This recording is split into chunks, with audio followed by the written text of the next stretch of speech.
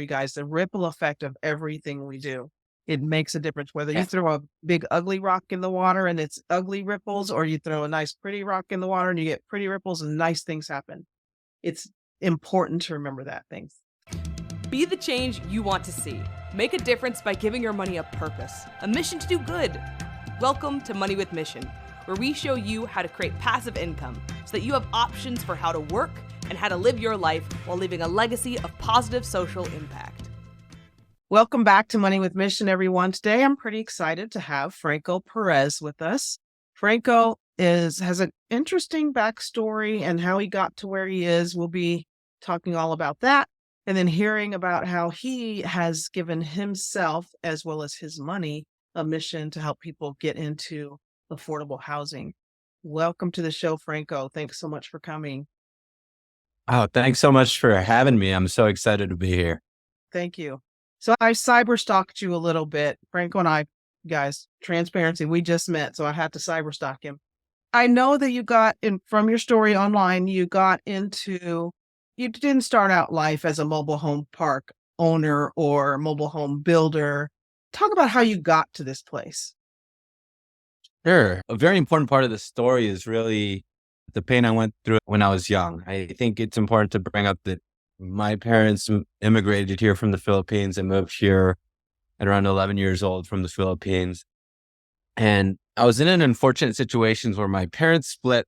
I was 17, 18 years old. My dad was the main breadwinner, but he left the country and left me and my single mom and my younger sister here.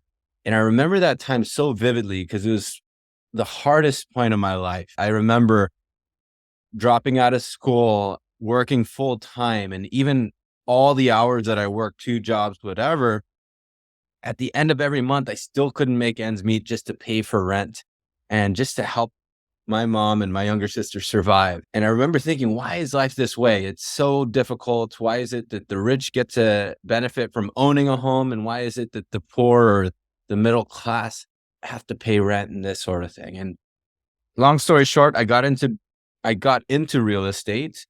And I was a real estate agent for a while, but I hated being a real estate agent, mainly because I was kind of trained to help the wealthiest people I can help buy the most expensive homes that they could. And I really hated having to tell people that were in the shoes that I was in before. I'd have to tell them, hey, unfortunately, you don't make enough. Unfortunately, you don't have enough saved.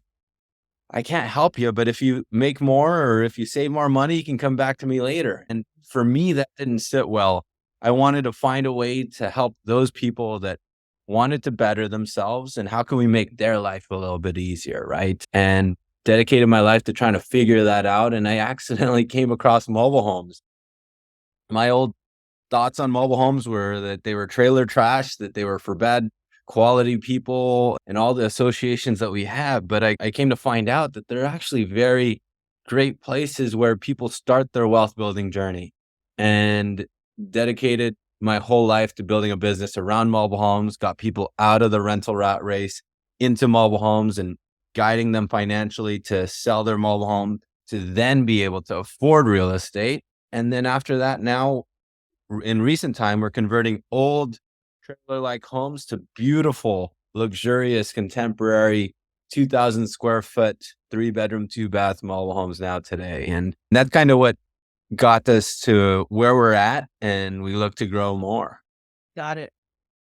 So we moved a long way in your life, and so I'm going to take you back to that 17-year-old boy, even earlier.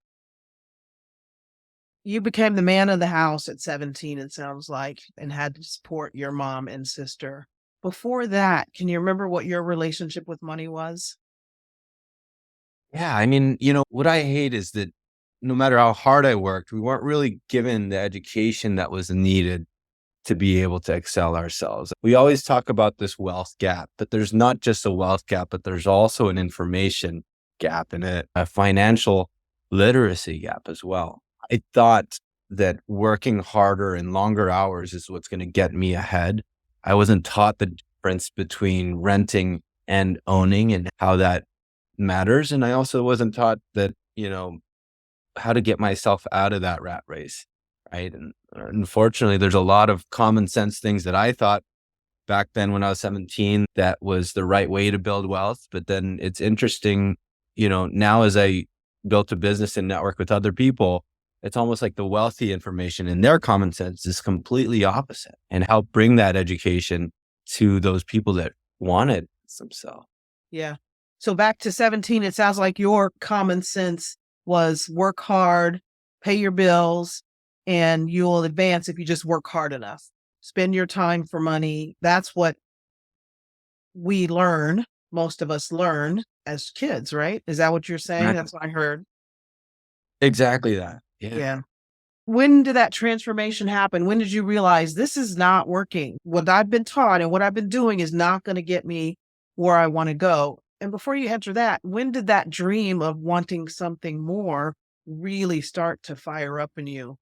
Before 17, after 17, at 17, where were you in that? So the first part of your question is when I realized is I dropped out of a regular job to get into the real estate. I was actually pursuing graphic design and media, and that's what I love doing. And I was doing that for a real estate company, and I begged for a raise at that time. And they were like, we can't pay more for marketing, but we can teach you how to be an agent and sell. And out of desperation, I became kind of a small entry-level entrepreneur, and learning that going from a regular consistent paid job into an entrepreneurial like job where, how do I say this? It's a commission only. I had to learn communication. I had to learn sales and that sort of thing. But with that being said, I also learned a lot about finances and learned a lot about, hey, how did you get from working class or middle class to where you're at today and the financial security and that sort of thing.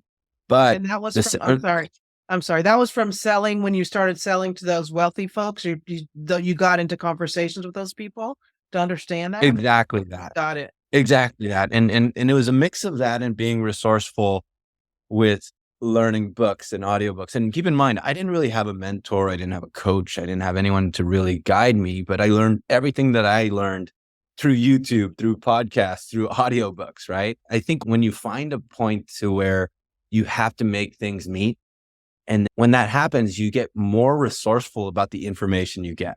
Because it's interesting because all the information's out there, but we choose to or to not to use it. It was that point that where I took control of my life and I felt I had to learn how to communicate and that sort of thing. And I also had to learn money. I had to learn real estate being online as well. I was like, hey, how can I give the right advice to wealthy people if I don't know it myself, right? So I had to kind of learn that as well.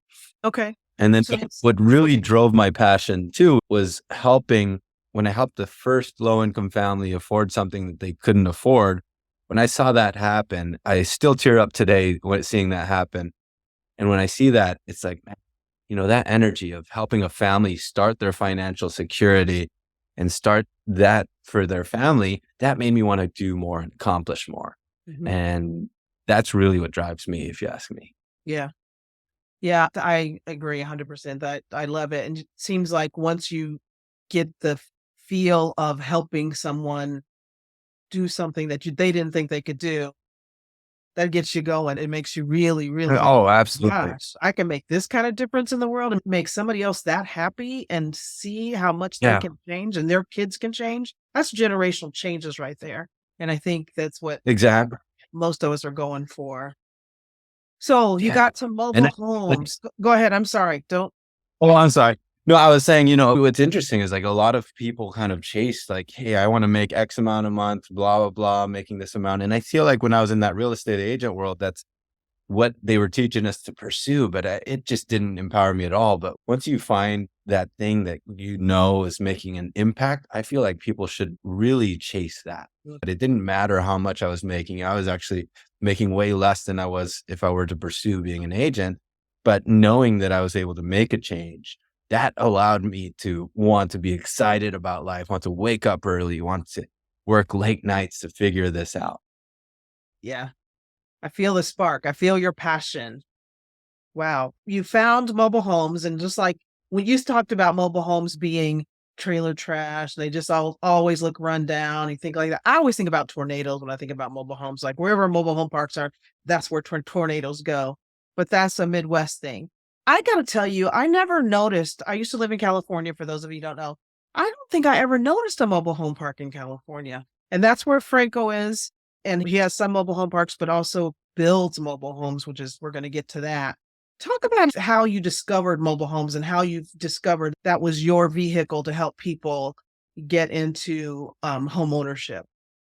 And that's the true thing, is nobody really notices it. I didn't notice it for myself either. And the first part of that is we all get our associations from the media, the news about hurricanes, the TV shows like Breaking Bad that show, or music that show mobile home parks to be like the lowest of the low. Yeah. But the truth of it is, we don't have an excuse. We don't have any context because we never go in one, and nobody has an excuse to go in one unless they know somebody that lives there. Right? So that's the first thing. But I want to express that just like apartment complexes, there are very crappy quality apartment complexes out there where you don't want your kids going around. Yeah. And then there's luxury style apartments where it has tons of amenities and that sort of thing.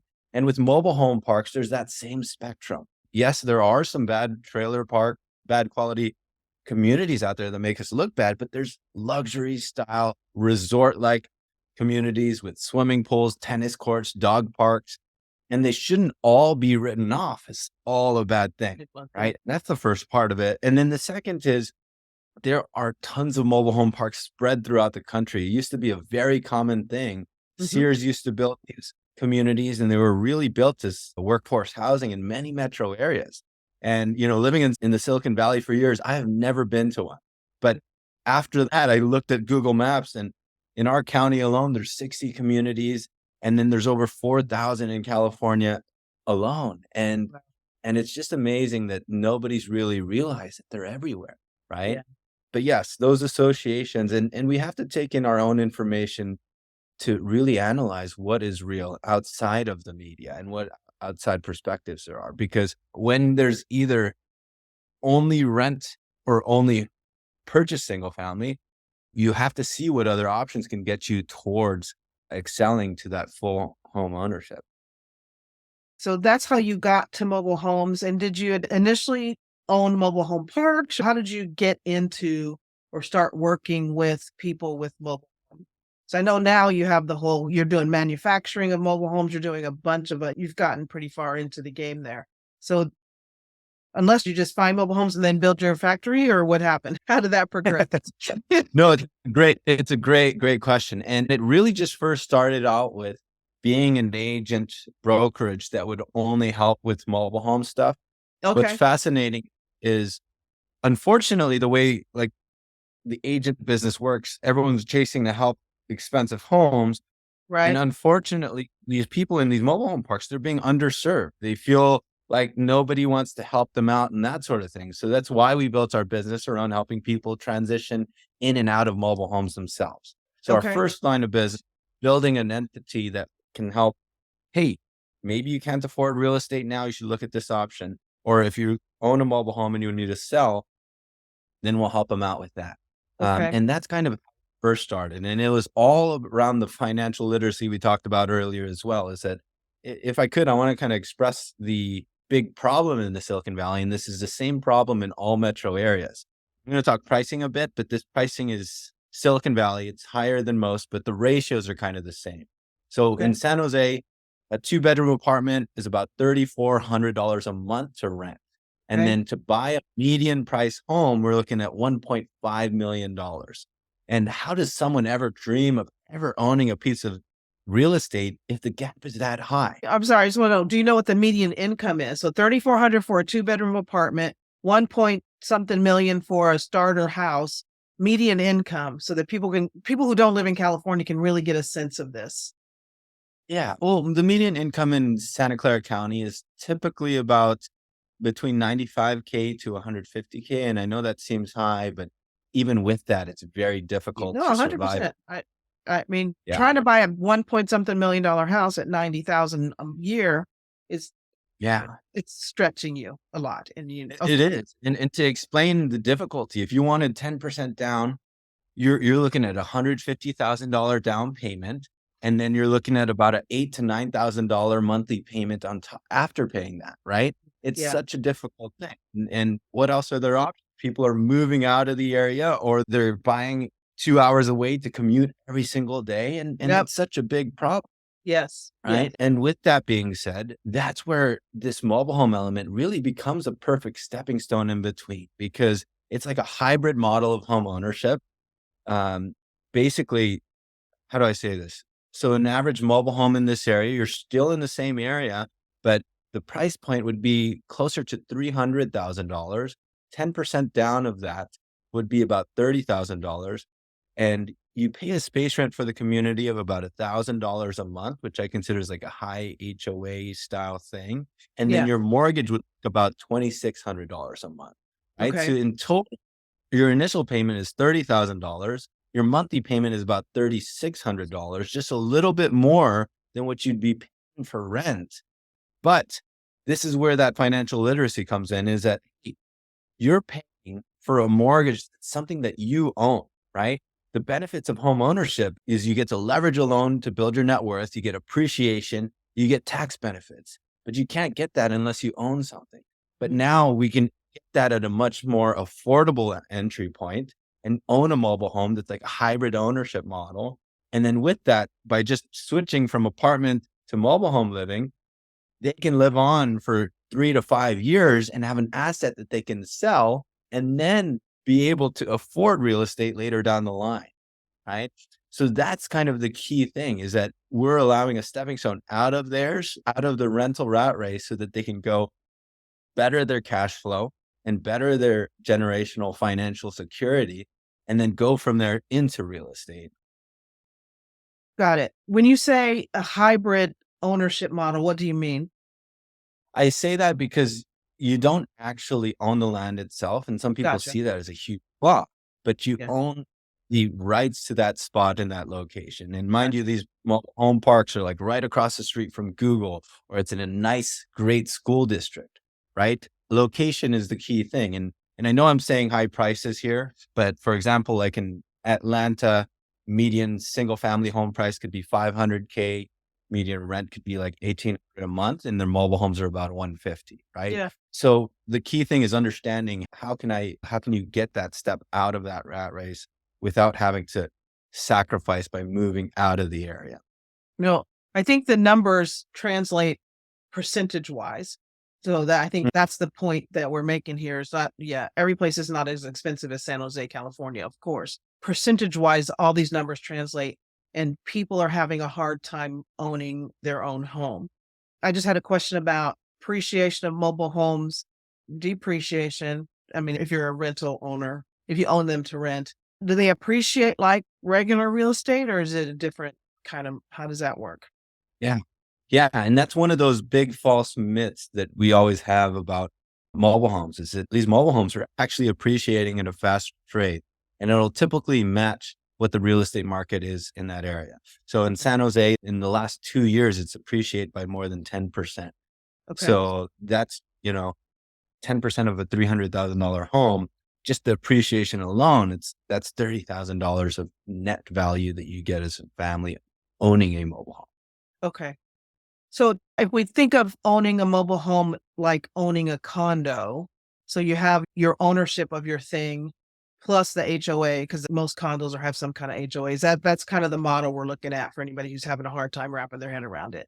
Except now you have a Mhm. place that you own with a little yard with all the other stuff going on, right? Exactly that. Got it. Mhm. Got it. Okay, so now you got into building mobile homes. How did you go? What made you take that step, and how did you imagine that? Great. Yeah. So after going through all that, which we described earlier, then we came to realizing, like, shoot, these mobile home parks were built in the 70s. They were built before high density housing, before it was very difficult to get homes.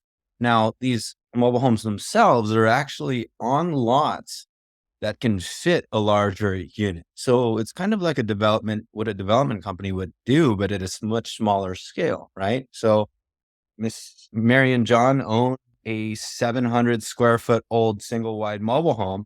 They have kids, they're growing, but they still work in San Jose and they don't have enough yet to buy real estate. How about we take that home We remove it and we build you a newer 1,600 square foot home. We can build 2 more bedrooms and make you a bigger kitchen with quartz countertops, stainless steel appliances, that sort of thing. And with your home, let's say your home is worth $120,000 because it's an old single wide. Now we can replace your old one for a new one for $250K, but your future home value will be about $420,000, right? So we help convert their old unit to a new one. We help them leverage a loan so that they're able to build that out in their mobile home park. And then their future sale value, they get much more out of it later down the line. Do you tear down what they had, or do you renovate what they had and add on to it? The second, so we tear down, we'll take out what we try to disposition it. I mean, meaning get rid of it. We try to send it out to like a farm owner or something like that. And sometimes we send it to Mexico. Okay. And then we build them brand new, just like what you discussed is we'll custom make it in these factories and then we'll manufacture it that way and then build it on their same mobile home site that they live in. So I want to make sure we're not getting confused. The home is actually built in a factory, and is that correct? And then brought to the park and just put there, or is more building have to happen once it gets there? Yes, 85% of the build process is built in the factory, and then we do transport them on wheels. If you see our YouTube channel, we show how the actual wheels, they deliver it on site. And then once they deliver it on site, most of the labor and the construction have already been done. They just have to do the finished work of putting the two pieces together, setting it on the foundation, and boom, it's Doing the ready to plumbing and roll. all that kind of stuff. Got it. Got it. Are you Actually, most of the plumbing, the HVAC, the electrical, a lot of that stuff's done in factory too. But once it's there, you have to connect it to the plumbing? I mean, you have to do all the Exactly. already. Yeah, got it.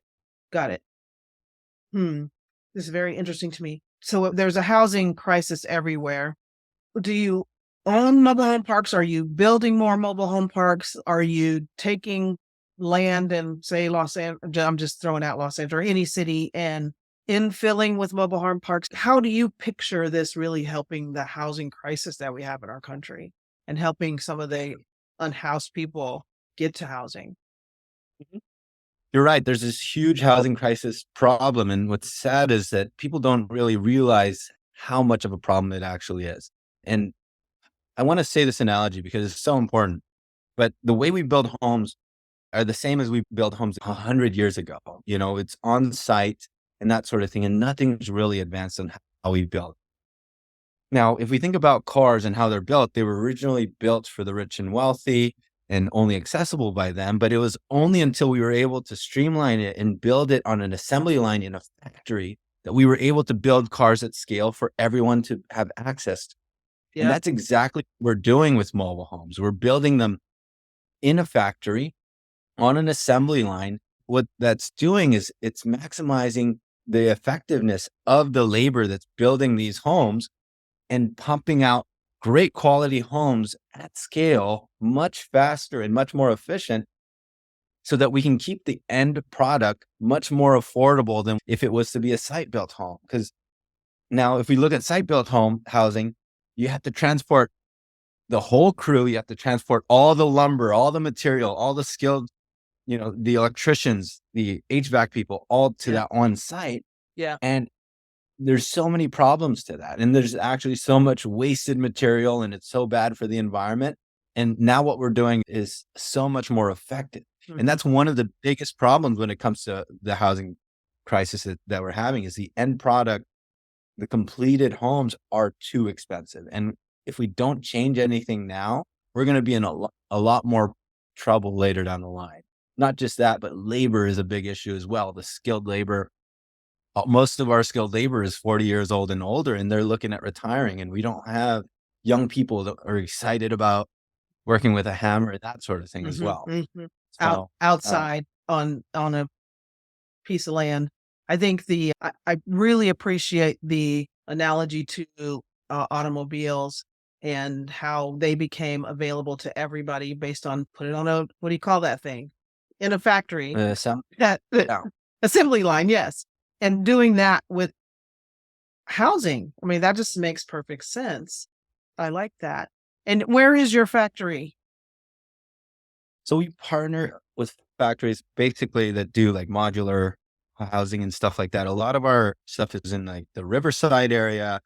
We also have one in Oregon we work with, and we're starting partnerships with Arizona, Nevada, and then also Texas as well. But Gotcha. the thing is that the model, you also ask kind of where do we plan to scale this thing? And for us, and I truly mean this, is like whether it's with us or whomever, we love giving our model advice of where else can this be implemented? Because that's why I'm in Atlanta today is, hey, they have similar housing problems. They have similar metrics of mobile home parks and that sort of thing. And how can we help do the same model in different areas?